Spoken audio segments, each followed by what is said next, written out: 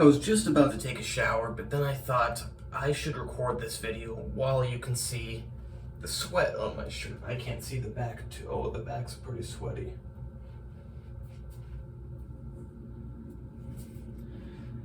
Yeah, the chances are, unless it's really cold where you work out, if you're not sweating, you're not working out very hard.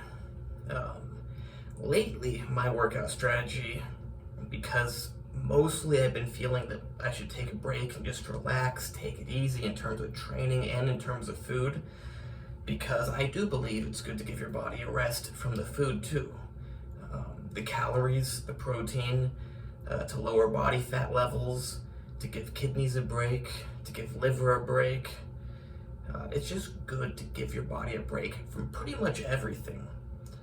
Anything that you're like pushing to the max is likely taxing your body. I'm not saying that my high protein diet is damaging my kidneys to a significant degree that I need to worry about, but it's probably putting a little bit of strain on them. So I believe it's good to give them a little bit of a rest sometimes, or a big rest for a little bit of time. Same thing with the calories. I do believe you can just mess up your overall organism by shoveling too many calories into you too long consistently. So I give my body a break from the calories as well. And the working out, it's like, even if your muscles are recovering and you feel like your main tendons are recovering, you don't know if like you got little bits of cartilage that got worn down, or like some second little muscles and their tendons. Who knows, but there's little things that are likely in need of recovery. So it's good to give your body just a more significant rest once in a while. Like maybe you take the weekends off all the time, but then once in a while it's good to take a week off or a month off. And I'm not saying like every other week take a week off. I'm not saying take a week off once a month, but I do think it's good once a year, let's say, to take a month off. Now, I don't mean that you need to take an entire month off, completely no training whatsoever, but a month or two where you just take it easy, go to the gym when you really need to go because you feel that you need to, or when you just want to. You don't push too hard, but you push hard enough. Yeah, maybe work out 2 times a week, or you could even just take all the time off completely. Just for me, it's hard to not go to the gym. I like going to the gym. It's funny, someone's told me, like, why do you still go to the gym? You already built all the muscle, now you can just relax and take it easy. It's like, yeah, it doesn't quite work that way. And I also love working out in the gym. So that's a big reason why I go. So yeah, just been taking it easy for the most part, but what I do is then I'll have like 2 or 3 days in a row, 2 or 3, not 2 or 3, because that's 2 fingers. Yeah, I'll have like 2 or 3 days in a row where I eat like I normally eat, and I work out kind of like I normally work out, pretty much like I normally work out. So I've been doing that on average once a week. So I work out about 2 days a week right now, back to back, maybe 3 days. It just depends on how long I spread the whole body, because I pretty much just do the whole body once a week, but it's spread out over like 2 or 3 days. And I find that a good way to give my body a rest, let everything shrink down. Like, that sounds weird, but I do think it's good to let things shrink down, become inactive, and rest. But not for too long. So it's like I'll start to be looking kind of stringy and skinny. I mean, not that I look stringy and skinny, but compared to how I look when I've got lots of blood and glycogen in my muscles, I start to look, like I've shrunken down. And I'll be like, you know what, it's time to start eating. And even though I don't have that much of an appetite, I wait until there's a day it just works out well that I have an appetite.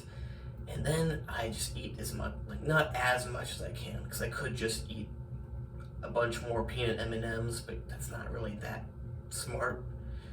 So I eat like as much as I can eat of real food plus some sugar on top. I do also want to be spiking insulin, plus you need the sugar for your muscles. And yeah, I do that for 2 or 3 days, and then I don't do it again for like a week or so.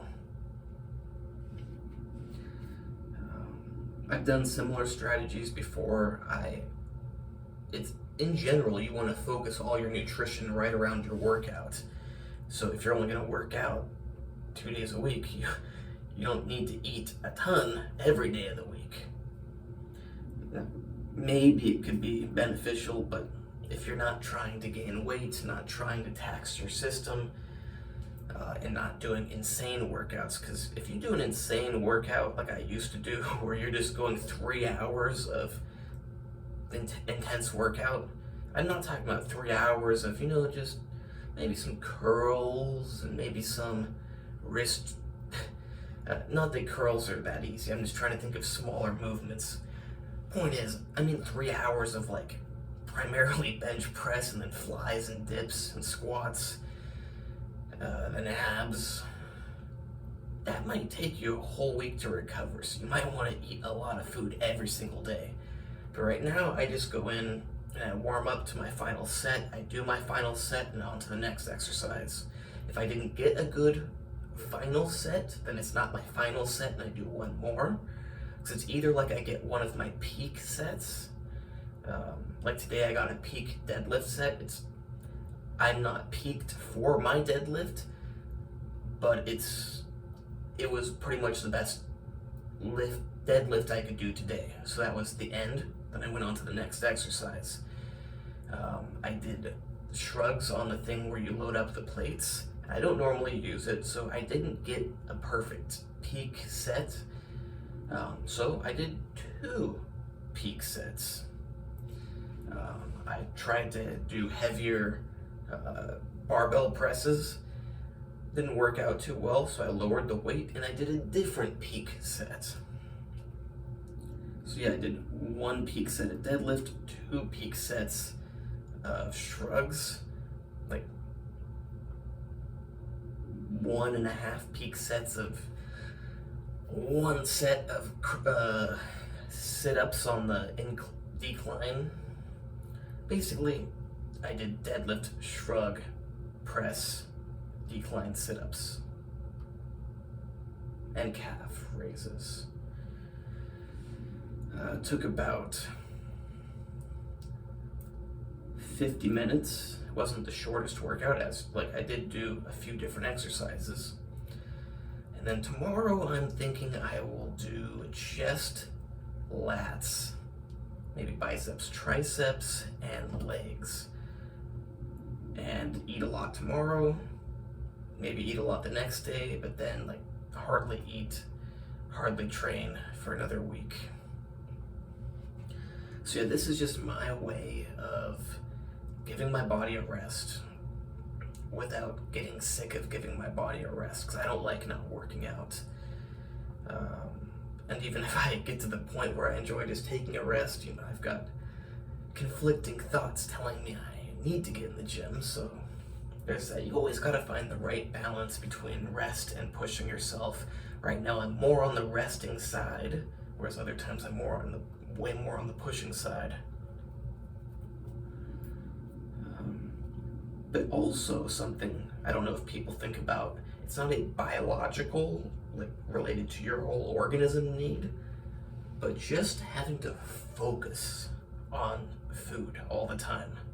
It's nice to take a rest from that, to not have to make your day all about cooking, eating, cleaning up, and just do whatever you feel like in that day and just munch on something instead of, oh, now it's time to turn on the barbecue. I'm gonna wait for it to warm up, then I'm gonna put chicken on it, then I'm gonna cook it, then I'm gonna eat it, and I'm gonna clean up afterwards, and then I'm gonna cook this, and then it's nice to take a rest from that too. I think that's important. If you do that 10 months out of the year, it's nice to take 2 months off where you just take a break from cooking, eating, cleaning. That's me. Maybe you like to be perfect with all your cooking, eating, cleaning, working out, everything 100% of the time. I don't. I get tired of it. I need to change up everything. I think we probably all do. Anything you do changes over time. It's like you sit down, you get tired